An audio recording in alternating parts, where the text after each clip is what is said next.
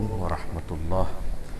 Innal hamdalillah nahmaduhu wa nasta'inuhu wa nastahdihi wa nastaghfiruh wa na'udzu billahi min syururi anfusina wa min sayyiati a'malina may yahdihillahu fala mudhillalah wa may yudlil fala hadiyalah.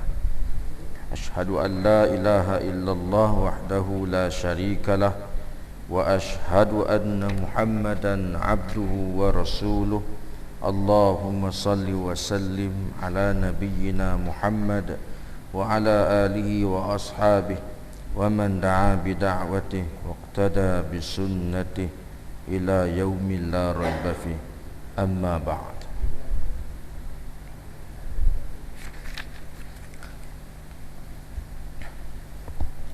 Pengerusi dan ahli jawatan kuasa surau, tuan-tuan, puan-puan, muslimin, muslimat yang dirahmati Allah. Malam ni saya fikir saya nak sentuh sikit tentang solat qasar dan jamak. Sebab sekarang ni musim cuti persekolahan, dan saya perlu memperbetulkan salah faham kita semua berhubung salat qasar dan jamak. Kerana saya fikir kebanyakan di kalangan kita lebih memahami dua kewajipan ini dalam bentuk budaya semasa. Maksud saya, kebanyakan kita mengaitkan solat jamak dengan qasar pada musafir semata-mata, atau mengaitkan solat qasar dengan musafir dan solat qada. Ini saya fikir perkara yang perlu diperbetulkan, kerana ada di antara kita yang faham qasar itu bukan hanya pada musafir tetapi juga pada qada salat. Dia nak qada salat asar, dia buat 2 rakaat, dia bukan buat 4 rakaat. Bila kita tanya, dia kata boleh diqasarkan salat 4 rakaat ketika qada. Ini salah, tak ada dalam sunnah. Tak ada dalam sunnah batal salat dan dikira sebagai menyanggahi ajaran Allah. Salat qasar hanya dilakukan ketika bermusafir. Seseorang yang bermusafir lebih daripada kadar 2 marhalah. 2 marhalah ni apa? 2 marhalah ini menjadi perbahasan di kalangan para ulama dalam berijtihad. Kerana apa? Kerana tak ada hadis yang jelas bahawa Nabi tidak menyebut berapa bilangan kilometer bagi menterjemahkan 2 marhalah. Tak ada. Ini semua ijtihad. Dalam mazhab Syafi'i 100 kilometer lebih. Tuan-tuan, ini pendapat yang paling kuat. 100 kilometer lebih. Ada yang berijtihad 130 kilometer lebih. Habis tu kita pakai 80, main mana? Tak ada. 80 ni main mana? Tak ada. Tak ada. Ijtihad siapa 80 ni? Tak ada. 70 kilometer ni tak ada dalam sunnah, tak ada dalam ijtihad. Ijtihad ni kena tengok siapa yang berijtihad. Kalau kita ni kan ijtihad buat jahat. Yang ada 90 km, ini ada 90 km lebih. Akthar min 90 km, lebih daripada 90 km. 91. Jadi untuk mengimbangi ijtihad ini, kita pakai, lebih baik kita ambil ijtihad 90 km lebih bagi menterjemah dan mentarifkan 2 marhalah. Kalau kita berjalan lebih daripada kadar itu, maka kita dikira bermusafir. Adakah 2 marhalah itu dengan dimaksudkan dengan 90 km itu, dua marhalah itu melangkaui daerah atau negeri. Ni pun kena baca juga. Atau dikira dua marhalah, kita naik kereta pimai kita kira meter memang 91 lebih dah kita berjalan, maka kita kira kita dua marhalah. Maksudnya kita bergerak daripada setapak ni masuk Lebuh Raya Duke, lepas tu pergi kona pula masuk Lebuh Raya Plus, masuk pula NKVE, kona masuk Spring pula, pergi pula masuk Lebuh Raya Kota Raja apa semua, patah balik naik Plus pula, naik Duke pula, main setapak pula, lebih 90 km. Kira macam mana? Kira dia perjalanan dua marhalah itu mesti melangkaui keluasan daerah. Daerah kita ni setapak contoh. Setapak nak pergi Kampang memang lebih 91 km. Itu dikira musafir. Tak semesti melangkaui negeri, kerana negeri ada negeri besar, ada negeri kecil. Kalau macam tu orang duduk Perlis memang tak boleh musafir lah, memang tak dikira musafir, pasal pimai-pimai duduk tantu ya. Pasal dari Padang Besar nak pergi ke mana? Nak pergi ke Sanlang tak sampai 90 km, tak sampai, memang tak sampai. Dikira macam tu. Walau bagaimanapun dalam mazhab kita ada juga pandangan melangkaui negeri. Bagi saya lebih suka untuk mengambil pandangan dan pendapat 90 km lebih itu mestilah melangkaui daerah atas tujuan untuk bermusafir bagi melakukan kebaikan.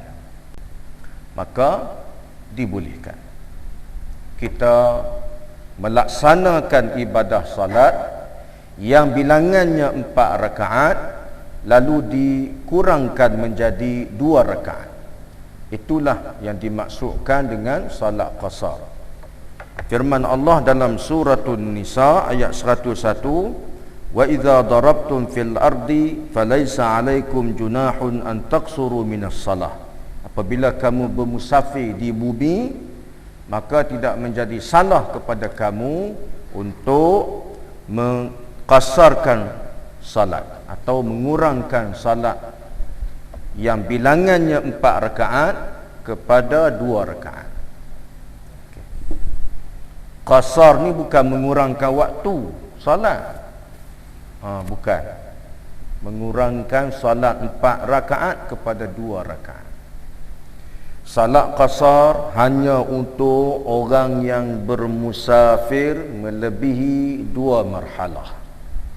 Ini satu. Yang kedua, salat jamak. Jamak ni boleh dilakukan di atas 5 sebab. Bukan musafir je, 5 sebab. Okay. Sebab yang pertama, musafir lah. Musafir. Jamak dengan jamak iaitu menghimpunkan. Dari segi bahasa makna menghimpunkan. Jamak dalam ilmu nahwu maksudnya banyak. Jamak dari segi bahasa maksud menghimpun. Kita jimak, menghimpun antara 2 benih, lelaki dan perempuan, jimak. Jamak, himpun. Di sisi syarak, jamak iaitu menghimpunkan 2 waktu salat ke dalam 1 waktu. 2 waktu salat ke dalam 1 waktu. Terbahagi kepada 2, iaitu jamak takdim, iaitu menghimpunkan waktu selepasnya kepada waktu itu. Contoh, waktu asar dimasukkan, solat asar dimasukkan pada waktu solat zuhur. Kedua, jamak takhir, iaitu melewatkan atau mengambil waktu sebelumnya kepada waktu itu. Contoh, solat asar, waktu solat asar kita ambil, solat zuhur kita masukkan, kita tunaikan pada waktu solat asar. Jamak, solat jamak takhir maupun takdim mestilah mendahului waktu sebelum. Perbuatan itu lebih afdal. Apa maksud? Biasanya kita ni kalau kita buat jamak takdim, mestilah kita dahulukan zuhur, kemudian kita buat solat asar. Jamak takhir ni biasanya kita buat asar dulu, lepas tu baru kita buat solat zuhur. Sebenarnya dalam mazhab Syafi'i paling afdal mendahulukan jamak takhir dulu, selepas itu barulah waktu itu. Maknanya kita buat solat jamak takhir, zuhur dulu, lepas tu barulah solat asar. Kecuali kalau kita terikat dengan solat jemaah di kawasan itu, maka tak salah kita tunaikan. Contoh, kita datang satu tempat, kita singgah di satu masjid, kita musafir, singgah satu masjid, dia sedang mendirikan solat asar jemaah masjid itu, kita masuk solat sekali tak apa, solat sempurna 4 rakaat solat isyak misalnya. Selesai solat isyak, kita nak berwirid ke, kita nak apa, kita nak buat tarawih ke, tak apa, kita bangun, kemudian kita solat jamak takhir maghrib. Tapi kalau kita hanya kita atau jamaah kita, adalah lebih baik kita dahulukan jamak takhir maghrib atau zuhur, selepas itu baru kita buat solat pada waktu itu, zuhur, asar atau juga ataupun isyak. Cara melakukan salat jamak, mungkin kita tanya niat macam mana ustaz?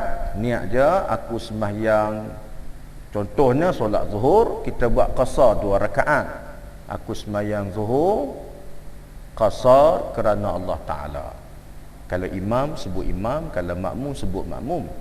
Tak payah sebut 2 rakaat. Kerana apa? Kerana solat qasar memang 2 rakaat.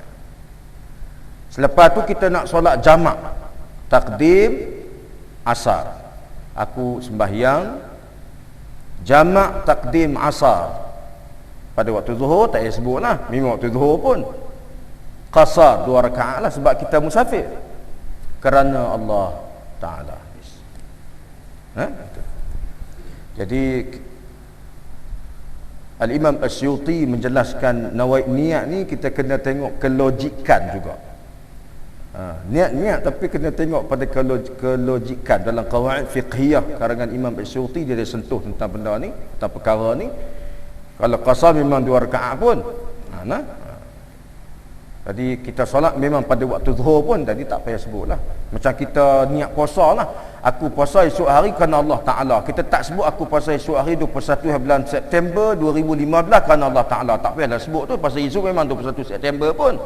Itu maksudnya. Ini disebut dalam kitab Qawaid Fiqhiyah, boleh semak. Kemudian bila kita nak solat jamak ni, biasanya orang kita ni dia selang dengan iqamat. Pasal tak? Kita solat zuhur qasar 2 rakaat, lepas tu dia nak buat jamak takdim tu, dia iqamat. Macam mana tu? Tak payah buat tu tak payah iqamat, buat tu Cuma yang biasanya kita ni, bila kita datang satu masjid, satu jemaah tu sedang buat solat isyak, kita pun solat isyak, adalah lebih baik kita dahulukan solat jamak takhir daripada solat ba'diyah isyak. Ini melihat kepada keutamaannya mendahulukan solat fardu berbanding solat sunat. Kalau dia buat pun tak jadi salah juga. Walaupun di Indonesia ada satu pandangan, dia kata batal, kerana dia ambil satu pendapat daripada seorang tokoh yang mereka hormati di sana lah. Jadi kita tak naklah macam tu. Kita nak pakai pandangan yang muktabar dalam mazhab kita. Pandangan yang muktabar dalam mazhab kita. Okey. Timbul persoalan, kalau satu orang dia musafir daripada setapak ni balik ke kampung halamannya di Kuantan misalnya. Okey. Dia nak balik Kuantan ni 5 hari. 5 hari. Tak masuk hari sampai dan tak masuk hari balik. Maka dia dilarang dalam kaedah syarak, dia dilarang untuk melakukan salat qasar. Lakukan salat qasar dan juga salat jamak kerana dia sudah pun bermukim di situ. Kerana dalam kitab Majmu' karangan Imam An-Nawawi disebut, qala Syafi'i wal ashab in nawa iqamatan arba'ati ayyamin sara muqiman wa inqata'atil rukhs. Maksudnya Imam Nawawi menekalkan pandangan Imam Asy-Syafi'i di dalam kitab Majmu' dan juga disepakati oleh jumhur ulama Syafi'i bahawa jika seseorang itu berniat untuk balik ke kampung dia lebih daripada 4 hari, mana dia nak menetap di situ 4 hari, artinya dia dah lebih tempoh 3 hari. Syarak hanya membenarkan 3 hari, tak masuk hari sampai, tak masuk hari balik. Apa maksud ni? Maksud begini, katalah kita balik pukul 9 pagi, sampai di Kuantan pukul 6 petang. Hari kita sampai itu, kejap lagi sejam masuk maghrib, sudah tak dikira. Dah kira 1 hari. Kena ingat tu. Hari sampai, katalah misal contoh kita musafir pukul 8 malam sampai 5 pagi. Okey, sebelum masuk maghrib, hari tu kita boleh tak kira lagi 1 hari. Pasal belum masuk maghrib lagi. Dikira 1 hari apabila masuk maghrib. Bukan pukul 12 tengah malam, tak kira tu. Atau matahari terbit esok, tak kira tu. Dia kira masuk 1 hari bermukim di kawasan itu apabila masuknya waktu maghrib. Artinya kalau saya musafir balik ke kampung saya, contoh saya sampai pukul 6 pagi, maka memang saya nak duduk 3 hari. 6 pagi tu tak masuk lagi, perkiraan 3 hari, sehinggalah masuk maghrib tu. Masuk maghrib baru kira 1 hari. Nak balik sama juga pengiraannya. Kalau kita balik selepas waktu maghrib sudah dikira muqim. Jadi beringat benda-benda lagu ni, kerana dalam mazhab kita tak boleh. Selagi saya bawa pandangan-pandangan, pendapat-pendapat, fatwa-fatwa yang boleh meringankan tuan-tuan, insya-Allah. Jangan risau. Ini nampak macam berat sikit, tak apa. Selagi kita bawa pandangan yang lebih fleksibel untuk kita laksanakan, insya-Allah. Kerana Dr. Wahbah Az-Zuhaili dalam fiqh Islami menyebut bahawa tidak ada salahnya sekiranya kita mengambil ijtihad dari mazhab lain untuk kemudahan dan kemaslahatan kita. Nanti saya sebut nanti, insya-Allah. Jadi bila kita balik 3 hari saja, lebih tak boleh. Ada nak tanya tak? Yang kita dah bincang ni ada nak tanya? Tak ada, saya nak sambung lagi ni. Okey, maknanya jamak, solat jamak ni boleh dilakukan oleh orang yang bermusafir. Satu. Yang kedua, solat jamak boleh dilakukan bagi orang yang berdepan dengan masyaqqah, kesukaran. Apa maksud kesukaran di sini? Kesukaran pergerakan.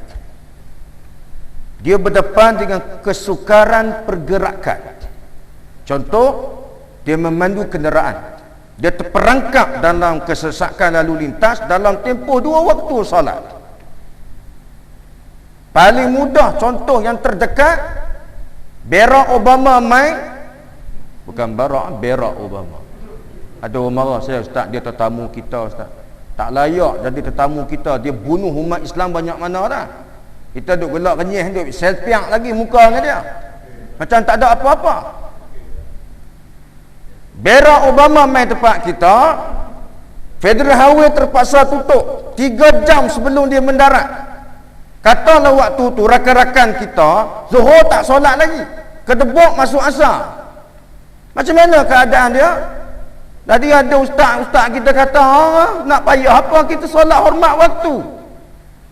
Solat hormat waktu tak ada dalil. Tak ada, ni ijtihad semata-mata. Tak ada dalil. Yang ada dalilnya jamak solat. Hang habis sat lagi ni, selesai saja Barack Obama pi ni, hang balik rumah sat lagi ni, atau hang singgah tantang mana, solat asar 4 rakaat, kemudian jamak takhir zuhur 4 rakaat. Dia tak ada lah qasar sebab dia bukan musafir. Ini solat jamak ni dibolehkan pada orang yang menempuhi kesukaran pergerakan. Faham itu. Yang ketiga, saya sikit-sikit nanti saya tuan-tuan boleh tanya sekali. Saya nak mutiawai sikit pasal bawa family. Biasa mai kuliah tak ada family ni, cuti sekolah bawa family, jadi riuh rendah lah sikit. Yang ketiga, terikat dengan masa. Kita terikat dengan masa. Maksudnya masa tu kita tak boleh bergerak ke mana-mana kerana kita terpaksa menjaga sesuatu pada tempoh masa itu. Ingat nak?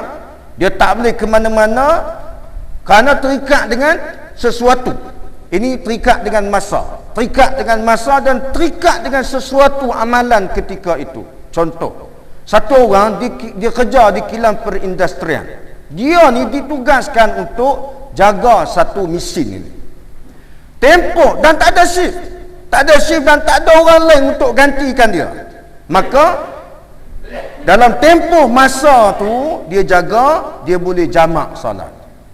Jamak salat, katalah dia kena jaga dari 11 pagi sampai 5 petang. 2 waktu di situ. Habis 5 petang dia solat asar, dia solat jamak takhir zuhur 4 rakaat, kemudian dia solat asar 4 rakaat. Itu. Dalam bahasa kita dipanggil jamak tamam, dia panggil. Jamak. Atau satu orang sahabat ni dia kena mengendarai kenderaan, contohnya tu kato yang angkat besi, yang angkat bata naik ke bangunan tu. Saya baru sembang, saya tak tahu, saya sembang dengan dia, kita 11 jam duduk dalam ustaz akan tahu dalam 7 jam. Jadi dia dibenarkan untuk solat jamak. Biasa kita bawa contoh doktor saja, perubatan ni ahli pembedahan, ahli perubatan, dia terlibat dengan pembedahan dalam tempoh 2 waktu salat. Dia saja boleh buat jamak. Padahal ramai lagi. Kalau pemandu bah tak boleh, dia boleh berhenti. Pemandu bah pun jamak tamam juga, berpesai ni tak boleh. Tak boleh. Ada orang kata kami solat Jumaat tak boleh, solat Zuhur. Dia kata kami ni ustaz duk bawa bas rapid KL, contohlah ni, contohlah. Bawa bas ni pada waktu solat Jumaat, ustaz kami nak solat Jumaat pun tak boleh. Apa punya majikan? Solat Zuhur. Payah apa? Islam ni mudah. Jangan kita tu buat kerah. Kan nak lena solat Jumaat 2 rakaat dan lena lagi tentu. Ramai orang lena. Saya ni tiap-tiap minggu baca khutbah. Bukan nak dengar lena belakang. Kita jerit pun dia lena juga. Tak semua lah. Kita jerekah pun dia lena juga. Dia nak lena, dia lena ya. Tapi saya pernah satu masa saya khutbah di satu surau dia tak besar sangat, dia kecil. Saya suruh bangkit. Jaga ni bangkit ni, orang nak khutbah ni lena apa? Saya jerit macam tu, saya akan boleh. Kita khutbah ni satu-satunya pentas untuk nak bagi nasihat umum kepada orang ramai. Sebab apa? Yang mai khutbah Jumaat ni tak tentu lagi dia pergi kuliah maghrib. Tak tentu lagi dia pergi solat subuh berjemaah untuk dengar kuliah, tak tentu tuan-tuan. Pasal solat Jumaat ni setengah-setengah kita ni dianggap ibadat mingguan yang mesti pi. Kalau tak pi, lagi orang kira lebih 2 kali kena tangkap, dia kata. Aduh. Ini bukanlah marah ni, nak habaq saja. Allahu Rabbi. Solat zuhur selesai masalah. Takkan tak boleh berhenti solat zuhur Ustaz. 4 rakaat je pun. Kita ni nak hidup atas dunia, nak buat apa sebenarnya kita ni? Duk cari alasan tak mau nak beribadah ni, kita ni apa? Kita ni apa sebenarnya? Kita ni hamba Tuhan ke? Hamba dunia ni kita ni. Saya pernah sembang dengan banyak orang tuan-tuan. Yang dia ni dia ingat hidup ni keluar pagi balik petang, keluar petang balik malam, keluar malam balik pagi, cari duit semata-mata. Dia lupa ke tanggungjawab dia ni? Dia lupa ke? Tapi ramai orang dia ingat macam tu, macam dia lupa tanggungjawab dia tu apa. Tu saya pelik bin ajaib. Dia fikir dia hidup atas dunia ni, bangkit tidur, patu lena, bangkit tidur, cari rezeki, bela anak-anak, membesar, patu mampuih, habis tidur je. Aduh tuan-tuan, kasar lah sikit, tapi ni buat macam mana? Padahal Quran kata dalam surah Al-Mu'minun ayat 115, Quran kata, Quran ni menempelak kita ni, astagfirullahaladzim, tak ingat juga. Quran kata, afa hasibtum annama khalaqnakum abasa wa annakum ilaina la turja'un. Hampa ingat kami, hampa ingat atau hampa fikir hidup atas dunia kami cipta hampa hidup atas dunia ni semata-mata untuk hidup saja ke? Quran tanya kita ni. Ingat kita Allah Ta'ala khalaqnakum, Allah Ta'ala cipta kita ni. Kita dia ingat untuk hidup saja, cari duit, bla bla bla, balik tidur macam, ingat macam tu saja kan? Wa annakum, Quran kata, afa asibtum annama khalaqnakum abasa wa annakum ilaina la turja'un. Kamu ingat kamu tak balik jumpa kami ke? Quran tanya saya, Quran tanya kita semua ni yang duk syok-syok sangat atas dunia ni, hampa lupa ke? Hampa semua ni tak mati ke? Maksud macam tu lah. Syok lebih kurang. Agama lain sambut Christmas pun kita nak sambut juga. Kita ni tuan-tuan kena, tu dia lah. Kalau kita abang sehari dia kata ustaz ni tak bermasyarakat. Masyarakat kejadahnya. Di sisi syarak kita tak boleh ucap selamat pada agama syirik atau agama ke, perbuatan ke, amalan ke, tempat ke yang bersifat mungkar, maksiat, syirik, khurafat, tak boleh. Katalah macam ni, dia abang kat kita, aku nak pi sembah kubur tu Ustaz, selamat dalam perjalanan. Tak boleh macam tu, tak boleh. Mana boleh ucap selamat, dia nak buat benda khurafat tu, mana boleh. Kecuali ini ada dalam perbahasan ulama antara ni Imam Ibn Taymiyah dalam Majmu' Fatawa, dia ada jelaskan kecuali kalau orang musyrik itu dia musyrik, kita kenal dia seorang yang baik, taat pada agama dia lah, taat pada agama dia, dan dia tak pernah hina agama kita, dia menghormati kita, dia mencintai kita, dan dia menghormati agama anutan kita sebagai untuk menjaga ukhuwah, itu diharuskan sekadar untuk ucap selamat menyambut perayaan agama kamu. Habis. Ni kita pergi tumpang sekali, picit loceng, pumpang, duk tiup lilin, duk ambil lilin, duk khawak kuk muka apa semua, ni tak ada dalam agama.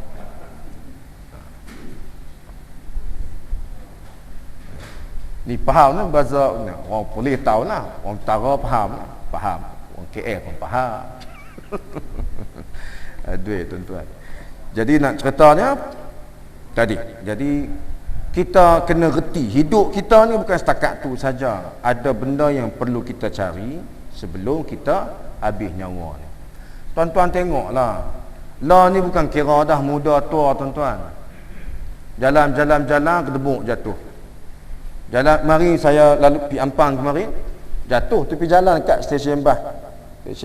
Bukan stesen Bah, LRT. Jatuh situ. Tersembam jatuh. Muda lagi. Jadi ustaz-ustaz kita pun tengok muda-muda lagi.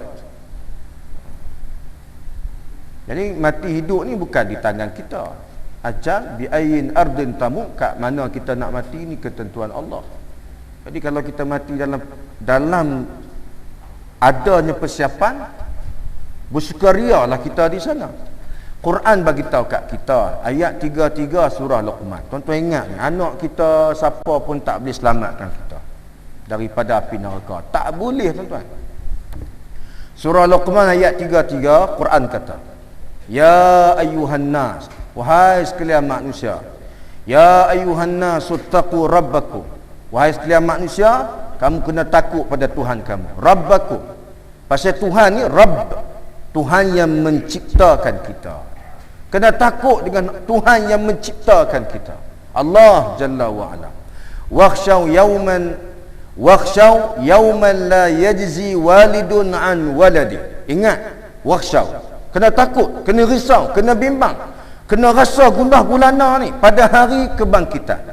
Kerana hari itu seorang ayah tidak akan boleh membebaskan anaknya daripada siksaan api neraka. Tak boleh.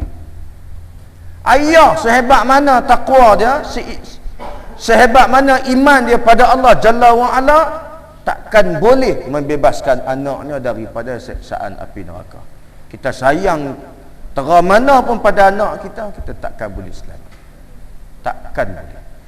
Ingat satu, wala mauludun huwa jazin an walidihi syai'a. Begitu juga seorang anak tidak boleh membebaskan ayahnya daripada siksaan api neraka. Tak boleh.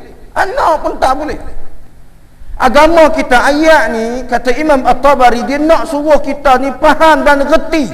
Setiap kalangan kita kena cari amalan sendiri, buat amal sendiri, cari pahala sendiri, buat kebajikan sendiri. Jangan harap orang.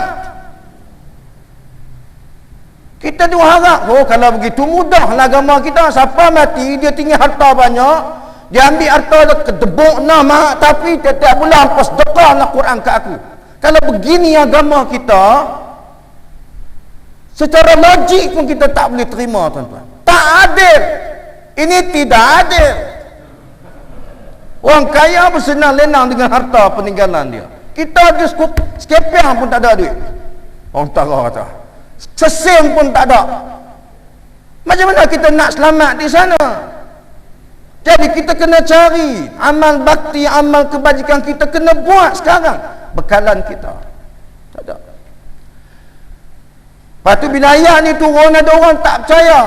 Quran sambung, inna wa'dallahi haq, sesungguhnya ini janji Allah yang benar. Siapa boleh petikai? Anak aku hafal Quran, anak aku ustaz, maulana lagi, doktor lagi, haji lagi, soleh lagi. Takkan tak boleh selamatkan aku bila aku masuk neraka. Oi, sedap bunyi. Belum tentu. Tak boleh. Quran kata tak boleh. Quran nasihat kita di hujung ayat ni, fala taghurrannakumul hayatud dunya wala yaghurrannakum billahil gharur. Quran kata, oleh yang demikian, jangan sampai hidup kamu terpesong dengan dunia.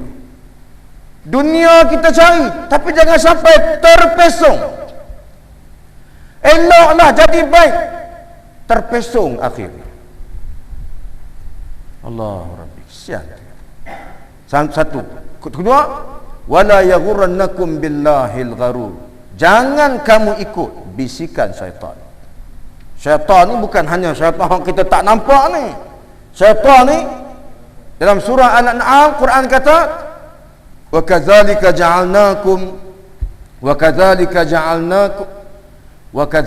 ja'alnakum aduwa syayatinal insi wal jin. Demikianlah kami jadikan, wa kadzalika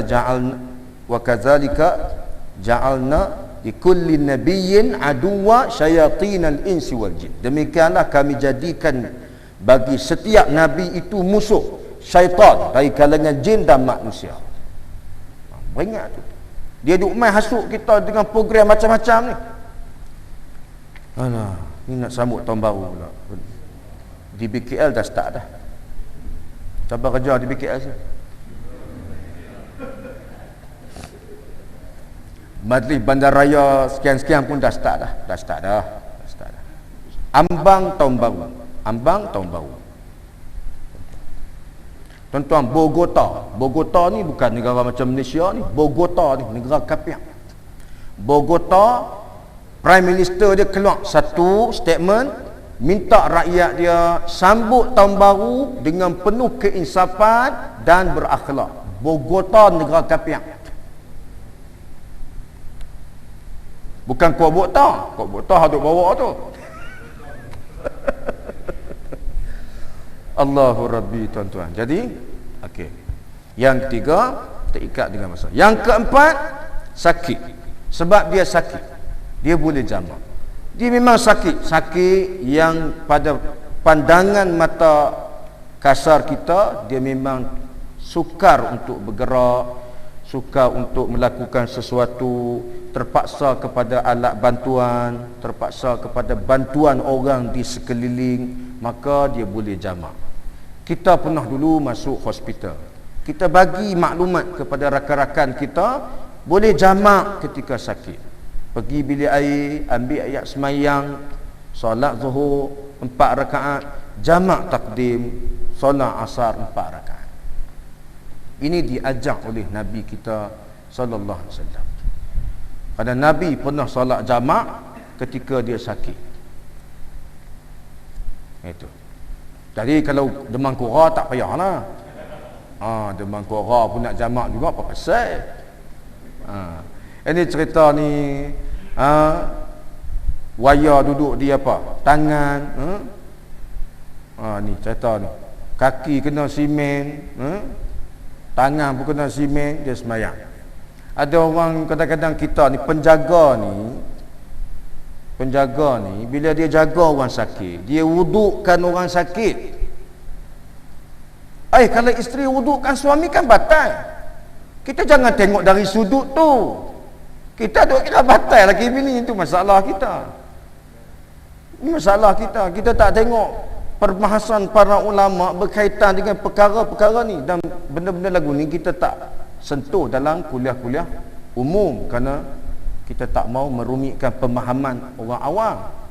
Tapi bila kita jumpa satu-satu orang, macam malam ni kita bagi tahu, dalam keadaan tertentu isteri boleh wudukkan suami kerana suami dalam keadaan sakit, tidak boleh bergerak dan sukar untuk bergerak.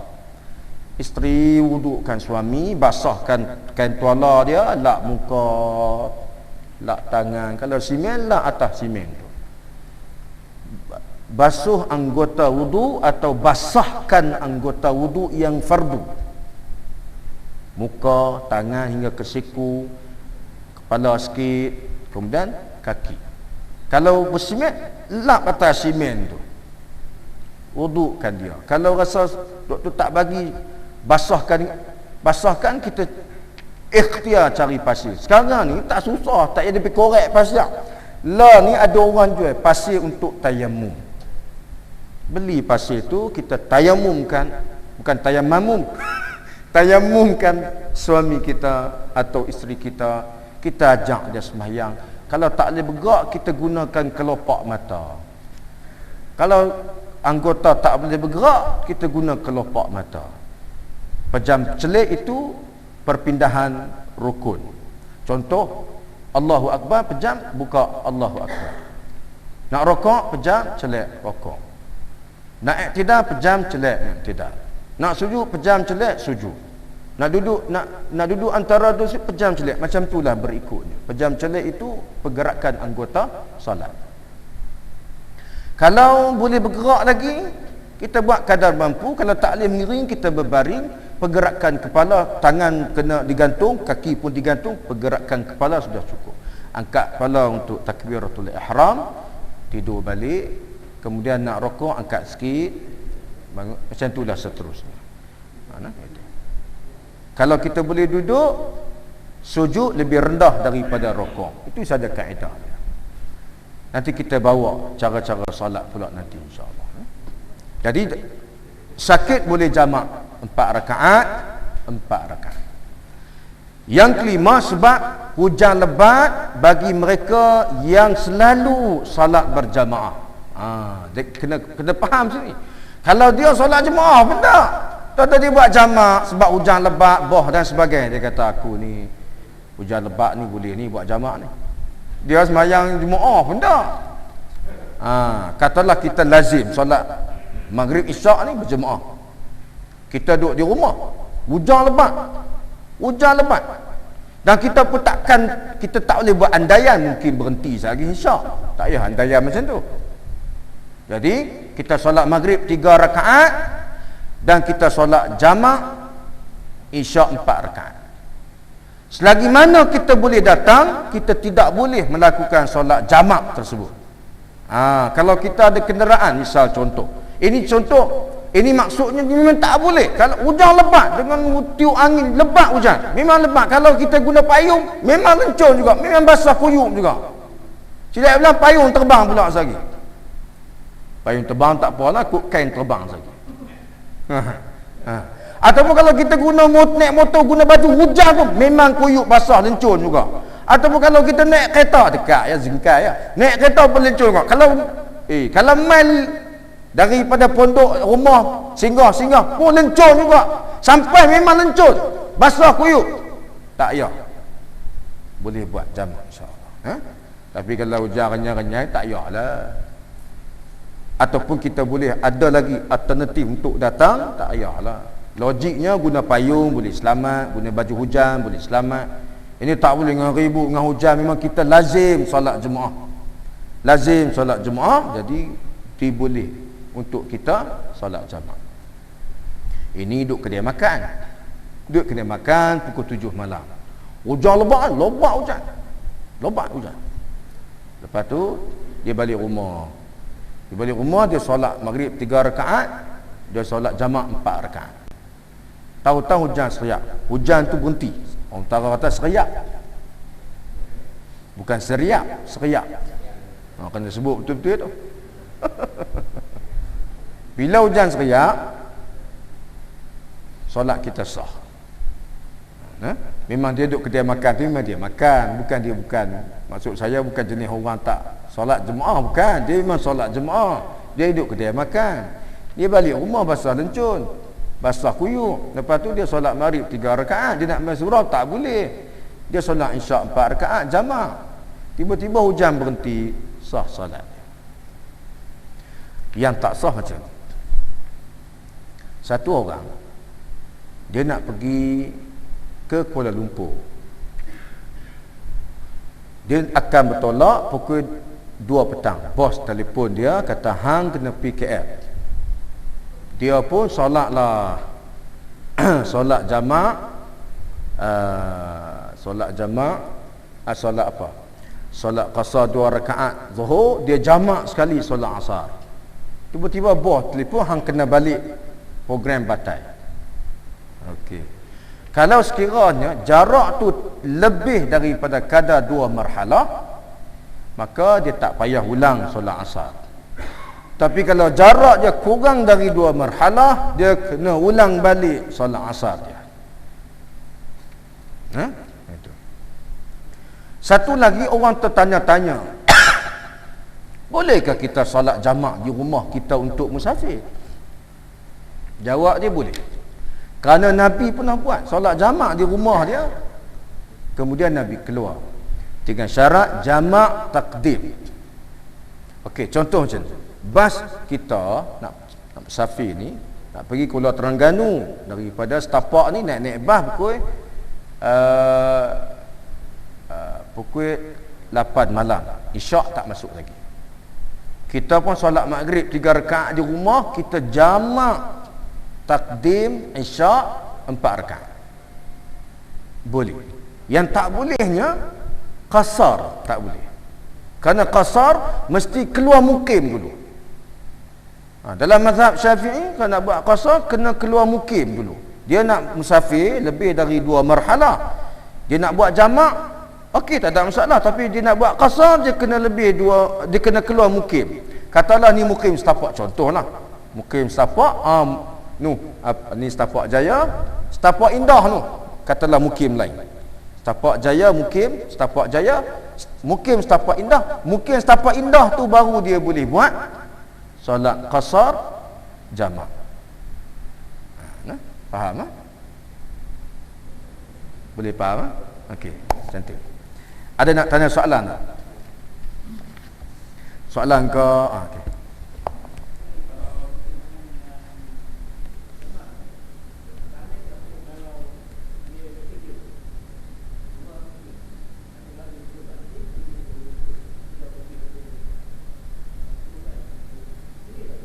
Lebih ke 2 marhalah 91 km. Kalau lebih boleh buat, tak ada masalah. Dia bekerja, dia bukan bermukim.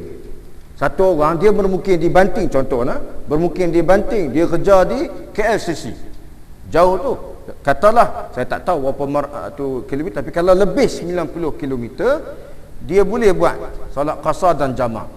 Tak ada masalah. Tiap-tiap hari tak ada masalah. Kerana tempat kerja dia tak bermukim. Dia bermukim di Banting atau dia bermustautin di Banting. Bermukim 3 hari tak ada masalah. Lebih tak boleh.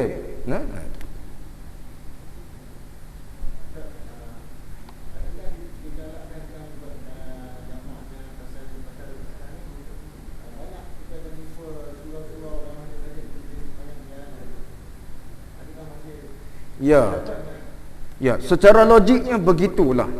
Tetapi oleh kerana ni syariat memberikan satu kemudahan kepada kita. Kemudahan ini sepatutnya kita ambil. Kita tidak boleh baca dalam konteks begini. Contoh, ada orang kata, kenapa kita nak qasar? Kan dah kurang rakaat. Kalau kita sembahyang 4 rakaat, apa salah? Pahala banyak. Kan banyak rakaat. Tiba-tiba kita kurangkan 2 rakaat, rugilah, kurang rakaat. Pada pembacaan kita memang begitu.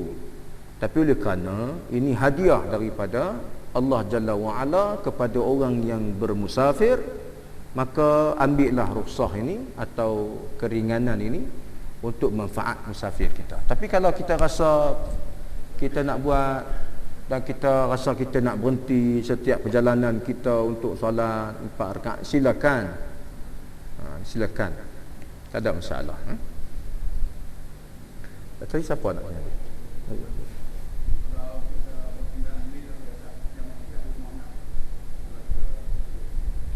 Jamak siap-siap. Macam mana? Boleh, tak ada masalah, tapi tak boleh qasar lah. Jamak 4 rakaat lah.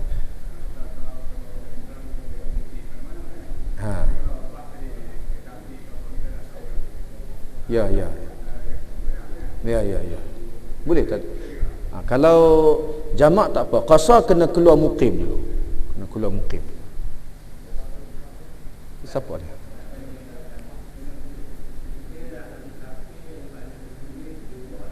Macam mana?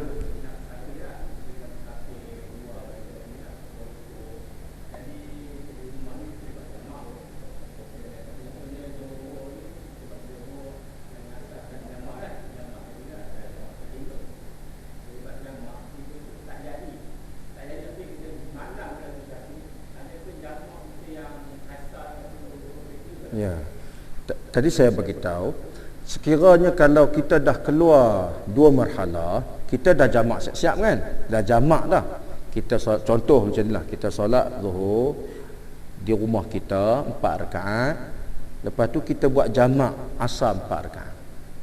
Tiba-tiba tak jadi. Jadi kita belum keluar lagi lebih dari 2 marhalah, dan maka kita kena ulang balik solat Asar pada waktu tu nanti. Tapi sekiranya kalau kita dah keluar 2 marhalah, sah salat jamak takdim kita. Tak payah ulang balik. Walaupun kalau kita patah balik ni memang masuk waktu asar, tak apa, sah.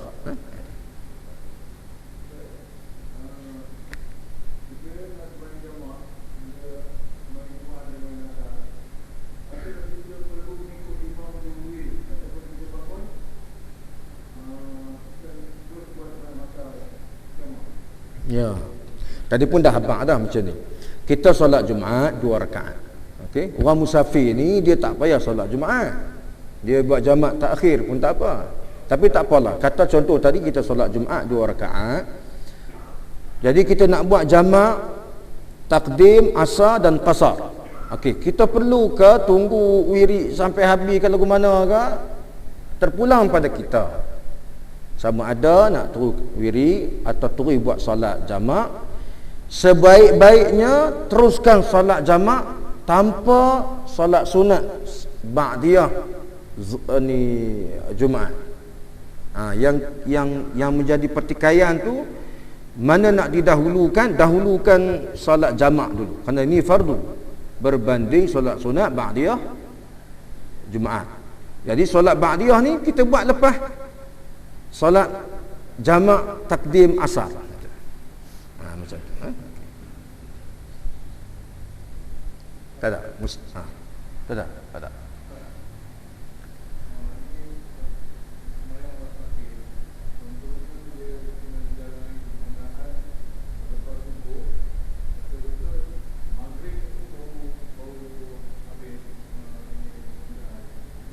Tu pun dah bagi tahu tadi.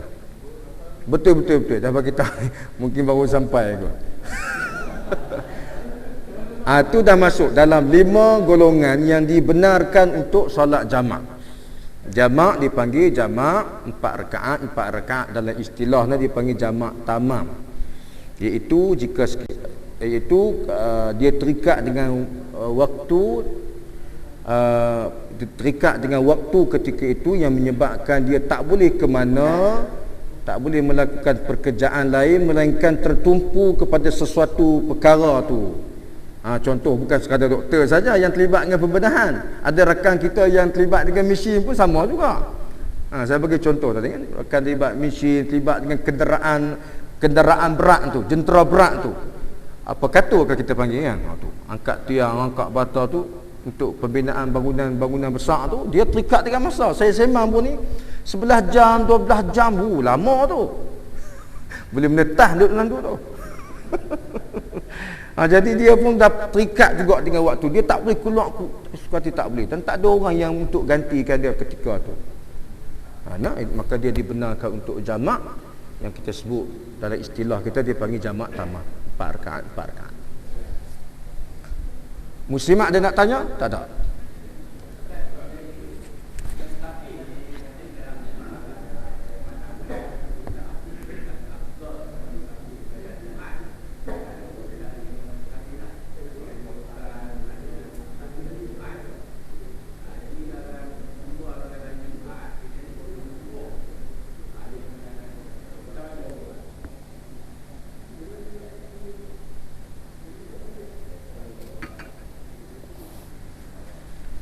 Yang ada dalam hadis, afdal musafir lebih baik bukan pada hari Jumaat, afdalnya pada waktu malam.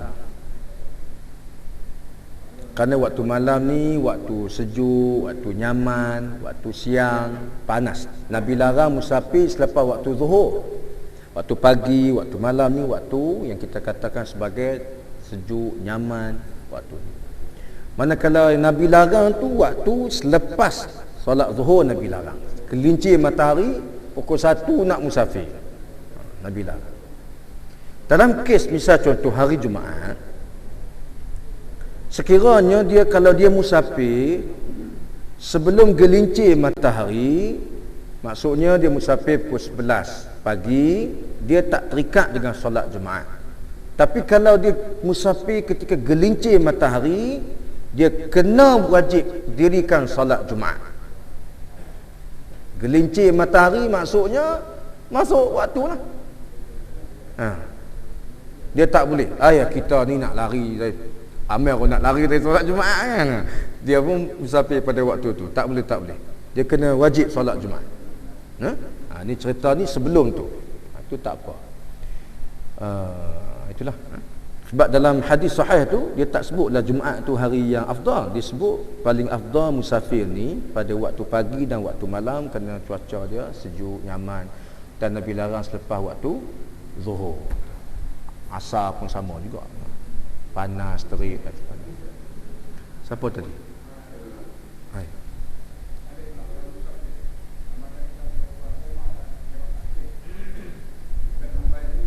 Ya. Macam saya sebut tadi, Jamak takhir tak boleh dibuat di kediaman. Cerita tadi ni kita buat jamak takdim. Kerana Rasulullah dalam hadis yang diriwayatkan oleh Imam Al-Baihaqi ni, dia buat jamak takdim saja di rumah dia.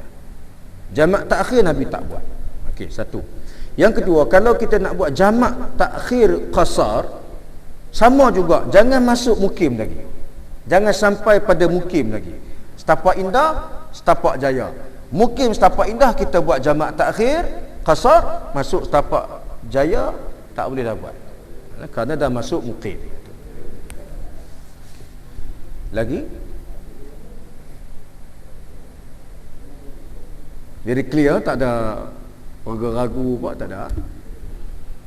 Muslimat tak ada. Okey, insya-Allah kita tangguh dulu pengajian kita. Cadang nak muti awal pelajar juga. Tapi tak apalah, insya-Allah kita jumpa lagi di lain masa. Aqulu qauli hadza wa astaghfirullah. Tabung kita macam biasa, kutipan kita bulan lepas. Bulan 8. Bulan 8 kan? Lama tak main noh. Berapa? RM420. Terima kasih banyak-banyak, insya-Allah. Allahumma inna nas'aluka ilman nafi'a wa rizqan tayyiba wa amalan mutaqabbala. Allahumma ja'al jam'ana hadha jam'an marhuma wa tafarruqna min ba'dihi tafarruqan ma'suma.